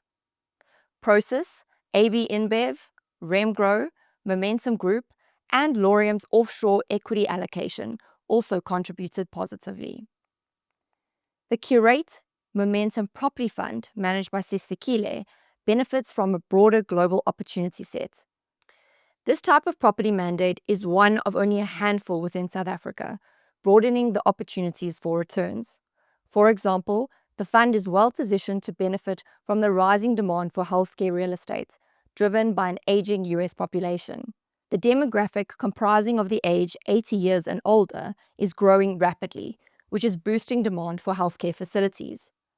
The fund taps into this trend through its various holdings of healthcare properties across the US, UK, and Canada, ensuring this fund adds a diversification edge to your clients' portfolios. Moving to our international funds that provide long-term growth and global diversification opportunities. This includes our Curate Global Emerging Market Equity Fund and Curate Global Sustainable Equity Fund, managed by Robeco from the Netherlands. The oldest share class of each of these funds turned 5 this year, and over this period, the funds have outperformed the MSCI Emerging Markets Index and the MSCI World Index, respectively. A significant accomplishment indeed. Both of these funds implement an enhanced indexing strategy, which offers broad-based market exposure at lower cost. Rounding out our international range of funds are the Curate Global Quality Equity Fund, managed by Evenlode in the UK, the Curate Global Value Equity Fund, managed by Lyrical from New York, and the Curate Global Growth Equity Fund, managed by Jennison Associates in Boston. These funds are actively managed solutions, focusing on a particular style that resonates with each of these unique investment philosophies. These dollar-denominated funds, launched at the end of last year, are now, as mentioned, available on the MFP Wealth Management list for you to access. In summary, this is our fund range. Each Curate fund is managed by one specialist manager, ensuring focus and dedication. Additionally, our funds aim to address specific needs aligned with the MFP wealth management strategy. We've really only scratched the surface. There are so many more stories behind the numbers, from our managers' insights to themes shaping their portfolios. If you'd like to explore any of our funds in more detail, please connect with your regional fund specialist. We'd welcome the opportunity to continue the conversation and support you in meeting your clients' needs. Thank you for your time. Thank you, Ali. Please join me in welcoming Janine van Heerden, the Head of Business Development at Momentum Securities. Janine will walk us through their investment offering and how it complements the broader solution set we have available at Momentum Financial Planning. She will also highlight how personalized share portfolios can be integrated into a client's portfolio to further enhance the value of your advice. Janine, please go ahead.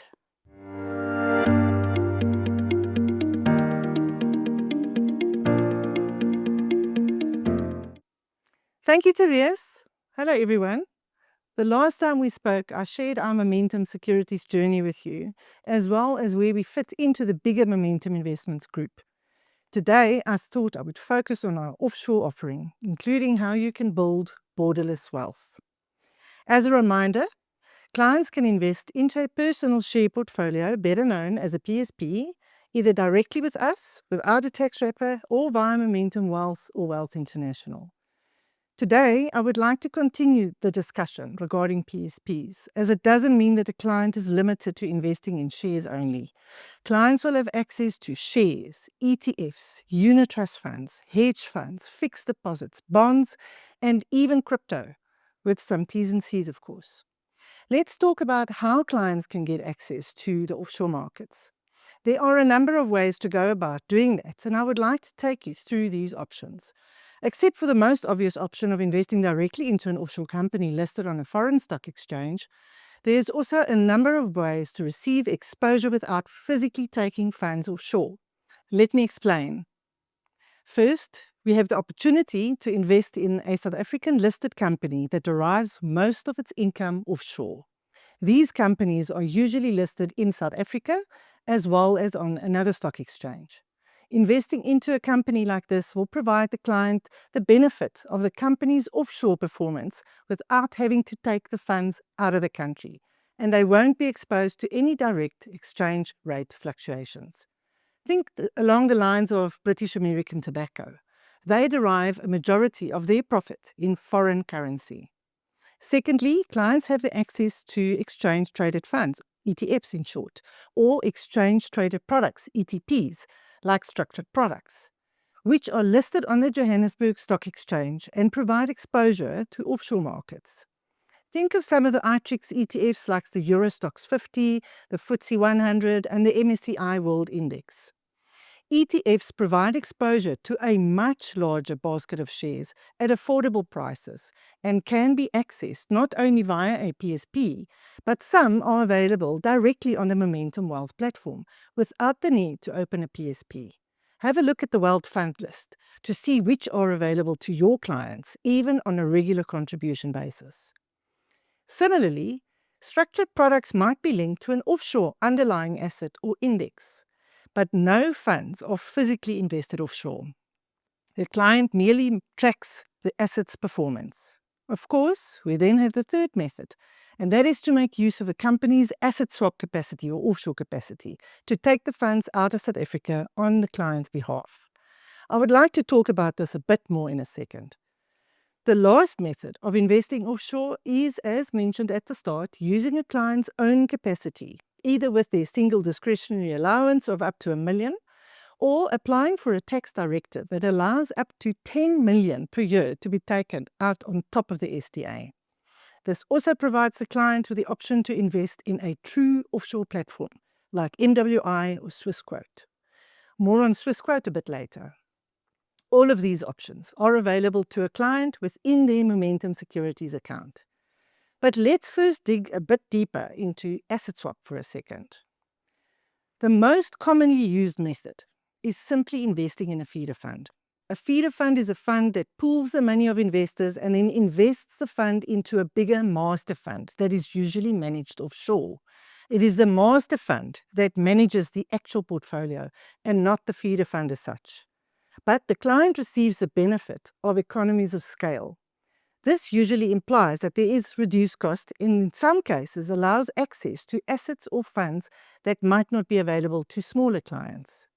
Momentum Wealth's local platform not only offers clients access to a number of feeder funds, but they also provide offshore capacity for clients wanting to invest in the actual foreign currency priced fund. This is either by investing in the funds as it's available directly on the platform or by using a PSP to access offshore listed instruments or other asset classes not offered directly on the platform, such as structured notes, bonds, and fixed deposits. And as with Momentum Wealth, Momentum Securities also provides offshore capacity to assist clients that do not need the tax wrapper benefits and are comfortable to account for the taxes in their own name. Typical clients would include companies. Of course, there's always a cost of utilizing any investment company's offshore capacity. Usually there will be an explicit asset swap fee. In our case, it's 35 basis points, excluding that. There might also be an offshore administration fee levied by the administrator providing the access. So make sure that you understand exactly how the fees are calculated before selecting the route you want to follow. Further to that, what other considerations do you need to consider when deciding which route to follow? I have listed a couple of considerations. These are not necessarily the full list, but it's certainly a good starting point. I want to point out that there is no superior choice all round, as each option has pros and cons. But you need to consider how the client's needs and circumstances fit best into the option that you will be investing into. I like to start by asking what must happen at death and what is the intent or the goal of the investment.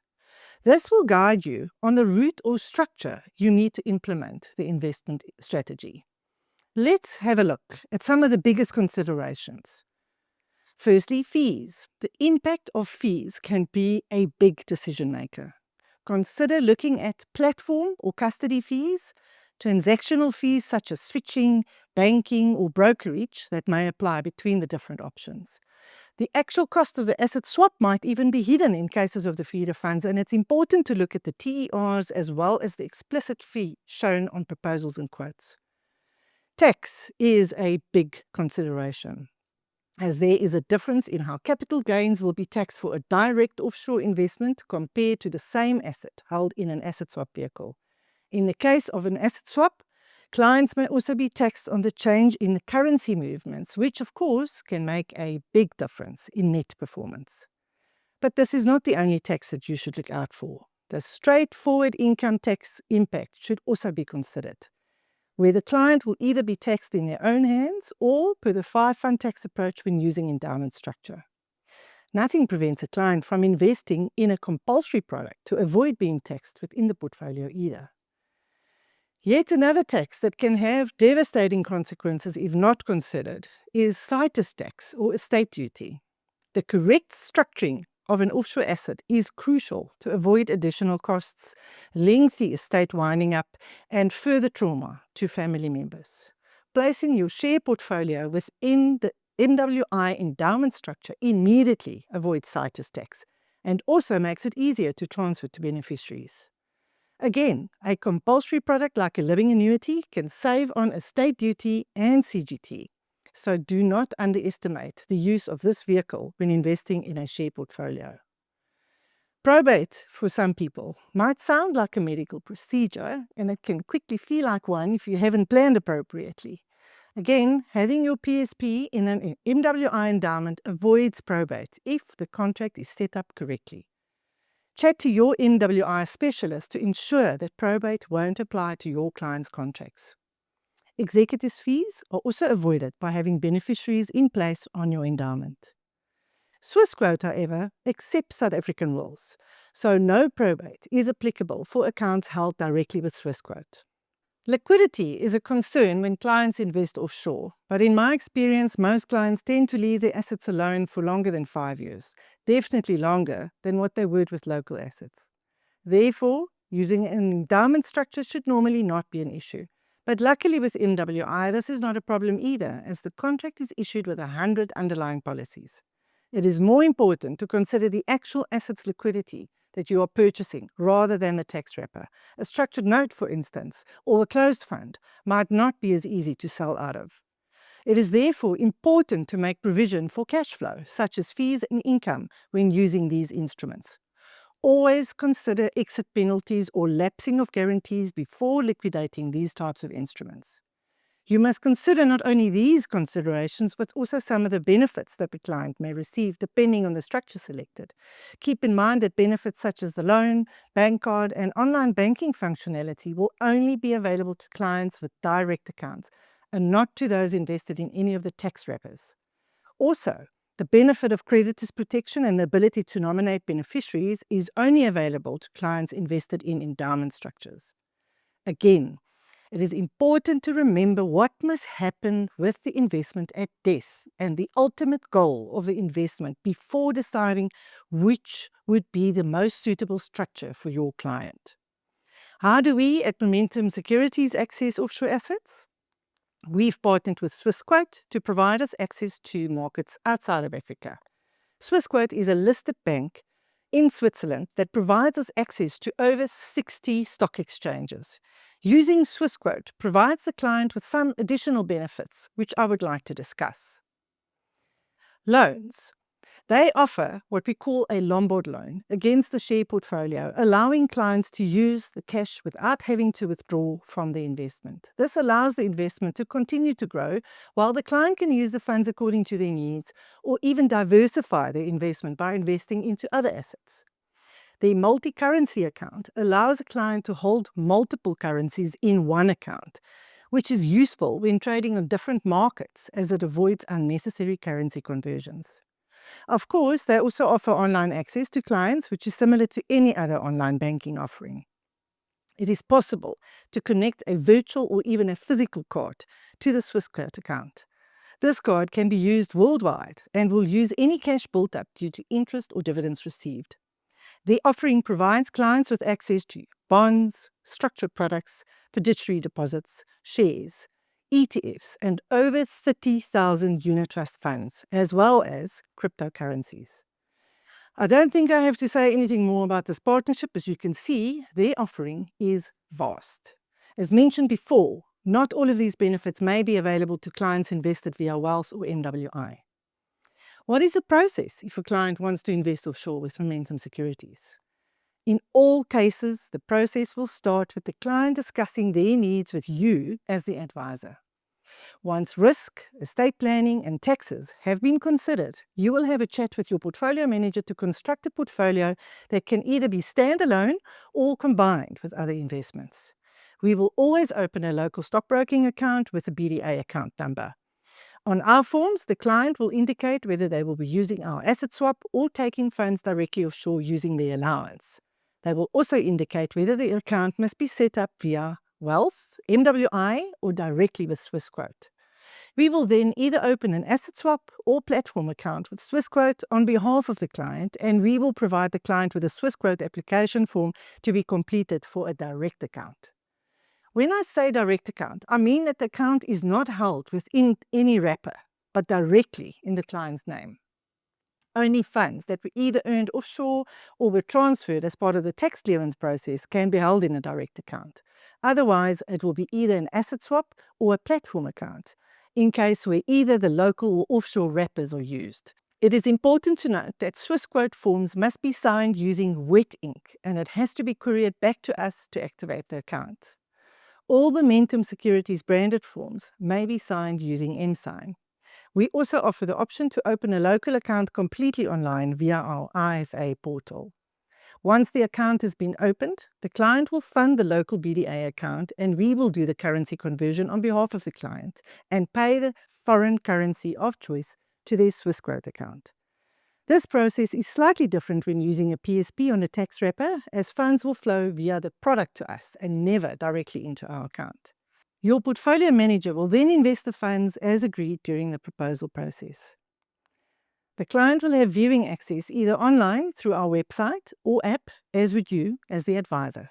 Clients with direct accounts will also receive online access to their Swissquote accounts. Depending on the structure, the client would either receive a tax certificate or a tax statement from us, or taxes will be dealt with by the product when using any of the Momentum tax wrappers. As mentioned, liquidity will depend on the asset, the selected product structure, and how it is dealt with in the context of debt.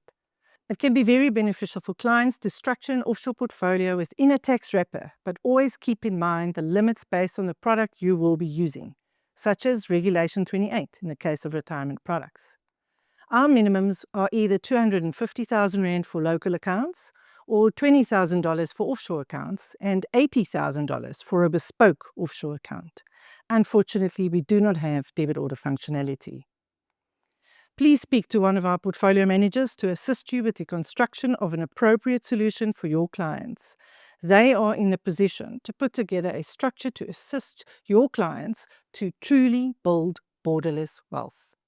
Thank you for listening. Next time, I will get into the specifics about some of our stock standard solutions available to you and your clients. Thank you, Janine, for a great overview. It really is clear how Momentum Securities adds a valuable layer of choice and customization to our wealth management offering, especially for clients with a more specific investment need. To close off our formal agenda, we shift gears to focus on investor behavior, something that matters just as much as markets when it comes to long-term outcomes. So then I'm very pleased to introduce Paul Nixon, the Head of Behavioural Finance at Momentum Investments, who will show us the real cost of letting emotions drive investment decisions. His behavioural insights will give us powerful tools to help clients avoid the market turbulence trap and stay the course even in tough times. Paul, over to you.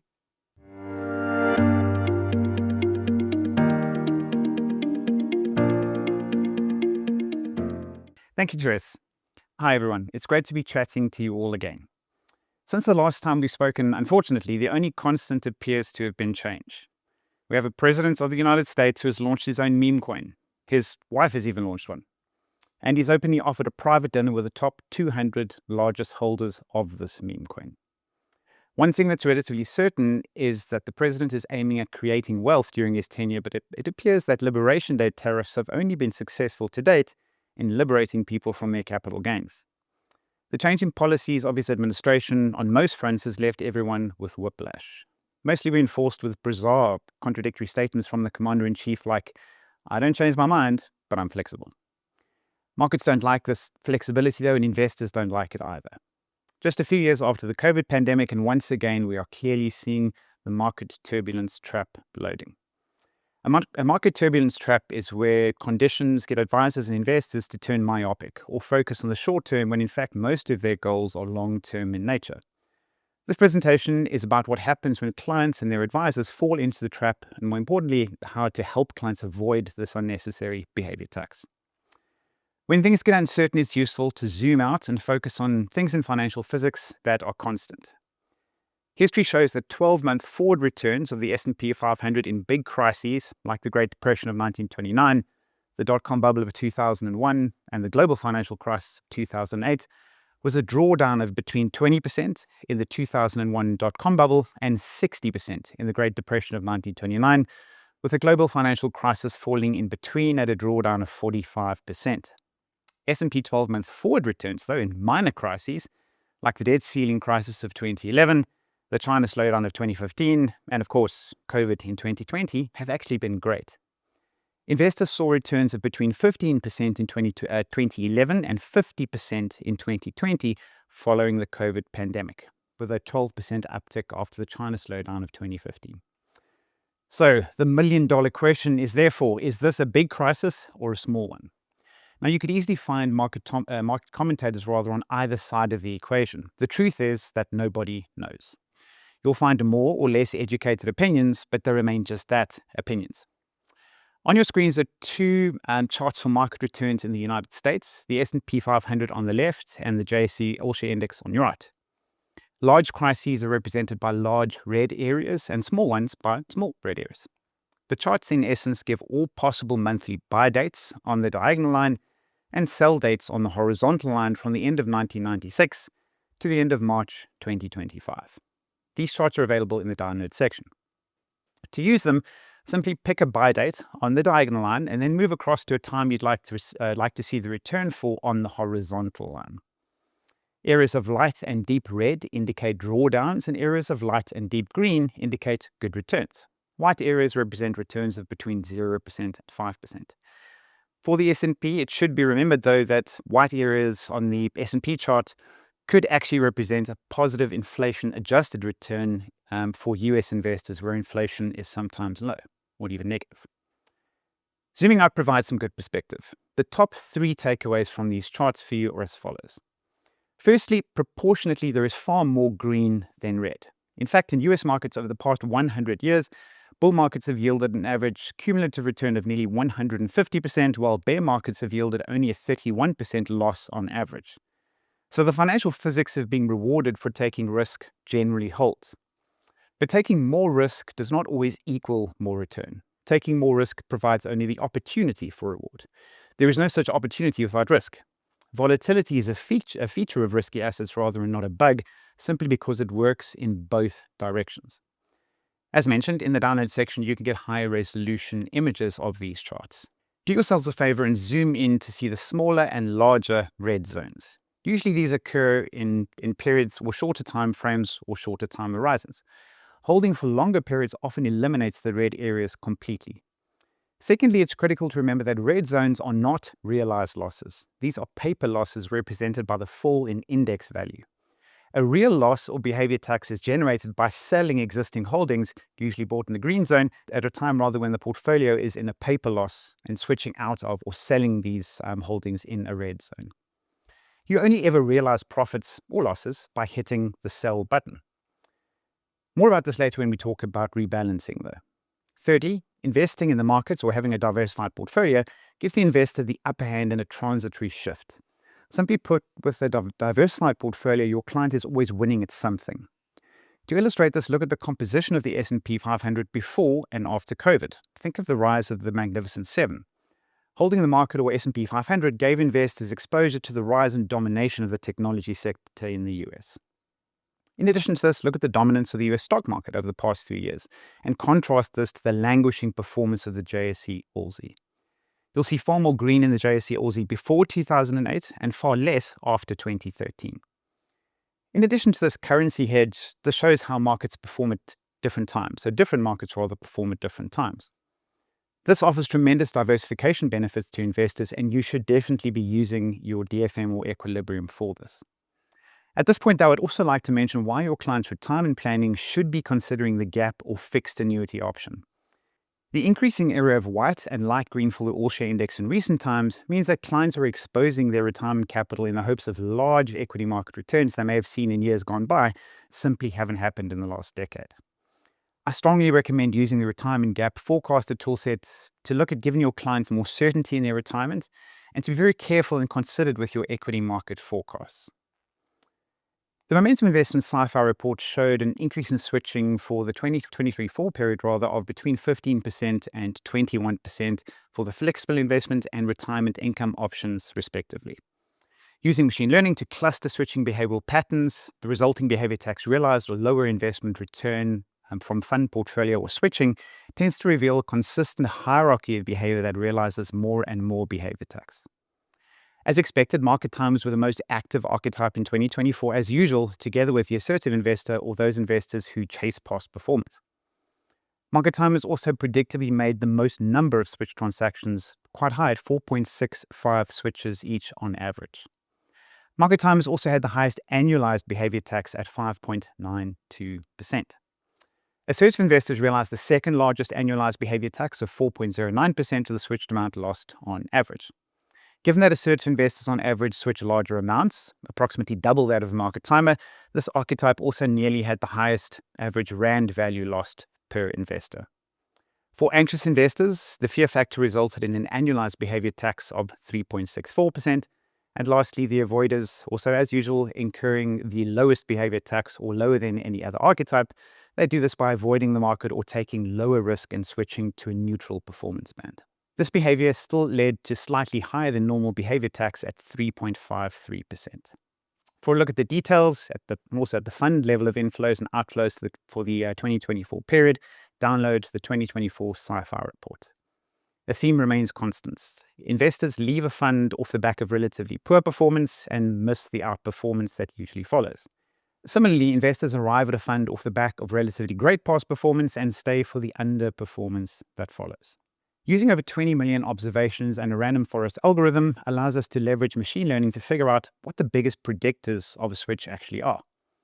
The results reinforce a concerning statistic that most of the behavior tax occurs in our market-linked retirement product, the retirement income option, or the RIO.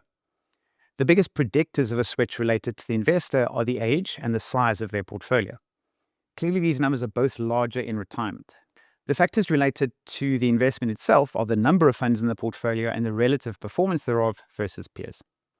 In fact, using Shapley values that test sensitivity of these factors shows an increase in switching probability rising more sharply as the investor's portfolio exceeds 12 funds. This likely indicates high over-diversification and should be a clear reason to be talking to Equilibrium to examine things like asset allocation and investment strategy. Finally, history is also predictive. Once the investor has switched more than twice in the past, the likelihood they will continue their behavior increases sharply. This likely sheds light on the review process of the financial advisor. If investment performance takes center stage during the post-retirement planning process, or if it forms the focal point of the review discussion, it appears that poor past performers are ditched and past winners switched into. In other words, if you draw attention to the performance in your review meetings as the basis of that discussion, this will likely be the behavior that you are encouraging. You need to shift this focus to different areas. That's a discussion for another day, but will be the key to becoming a behaviorally informed advisor and using financial psychology in your value proposition to build and report on value provided in a different way. Financial advisors have the opportunity to both create and destroy value. Looking at the average value added of behavioral coaching from various pieces of industry research of between 1% and 4%, and given the average behavior tax incurred since COVID of around 3%, this tracks very well with this research. Behavior tax can easily be turned into behavioral alpha. We've also alluded to over-diversification earlier by selecting too many funds in retirement planning portfolios. Here, between 19 basis points and 50 basis points is easily added by using Equilibrium and getting sound asset allocation matched to your client's goals. But there is even more value available.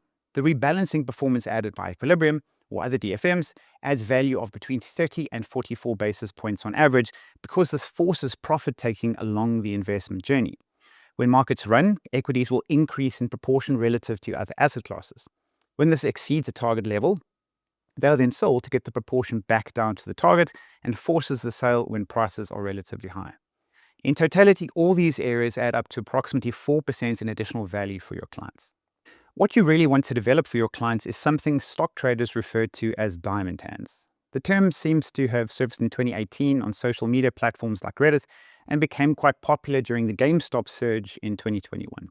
The GameStop phenomenon showed what can happen when the man on the street rallies behind the narrative of sinking fat cat hedge fund managers who referred to them as dumb money.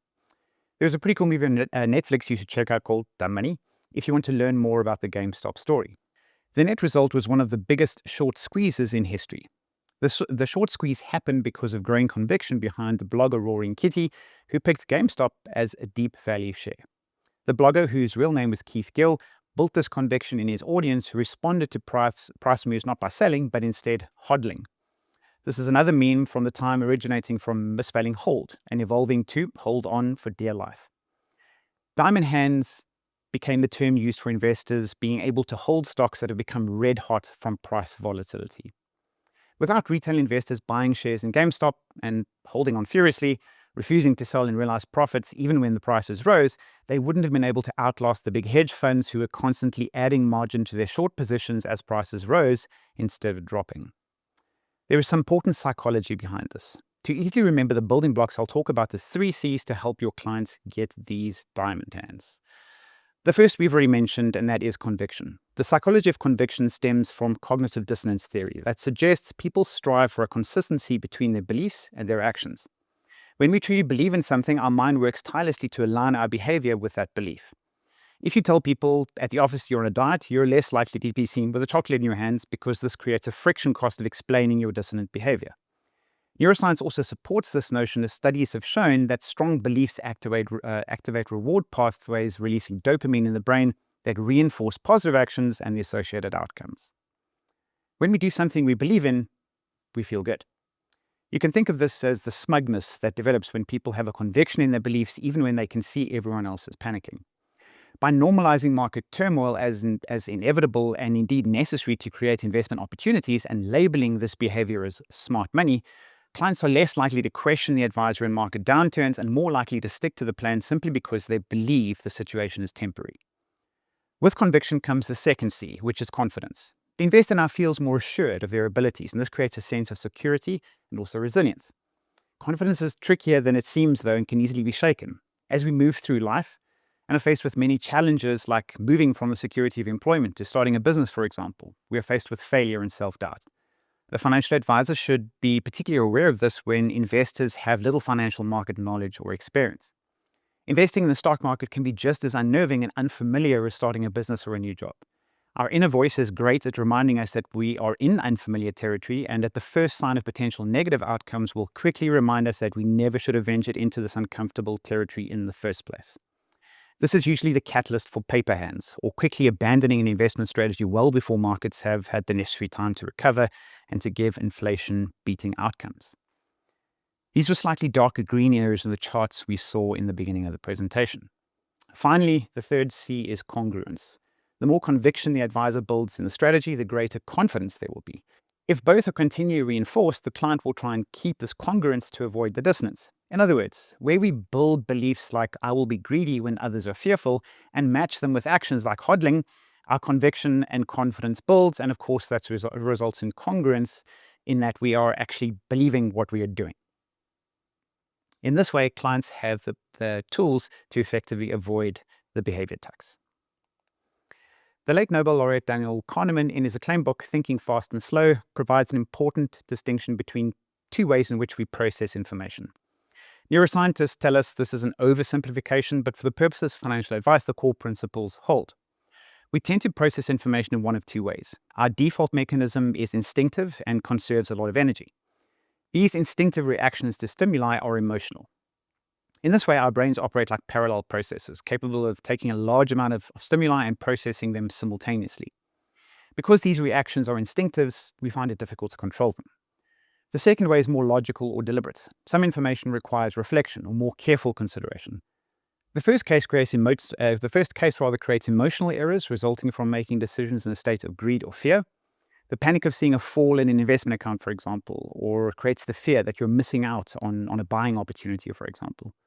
The second case creates cognitive errors. For example, the way a statement is framed impacts your choice. Like when considering a flat screen TV on sale or next to one that is double the price, you think it's cheap or a great buying opportunity, when in reality the more expensive item is actually a decoy and intended to get you thinking this way. This is a cognitive error. Cognitive errors are easier to fix as presenting facts or highlighting them is often enough to change the perspective. For example, showing your client the charts we discussed earlier with a good explanation should be enough to keep them invested.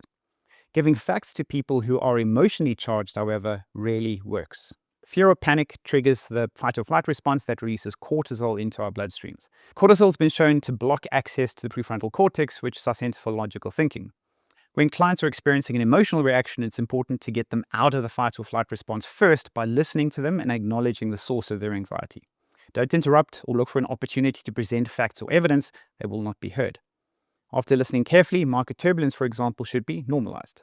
Ideally, this conversation should have been had at a previous meeting before the reaction.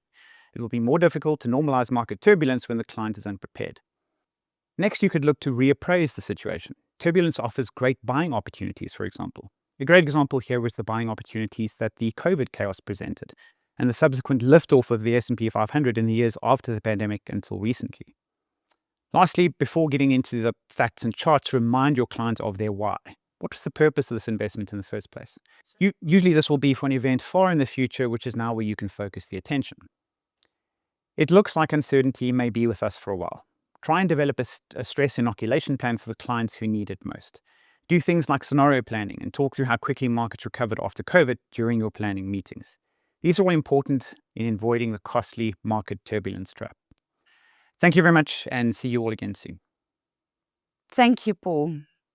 That was a powerful reminder of the role we play as behavioral coaches for our clients.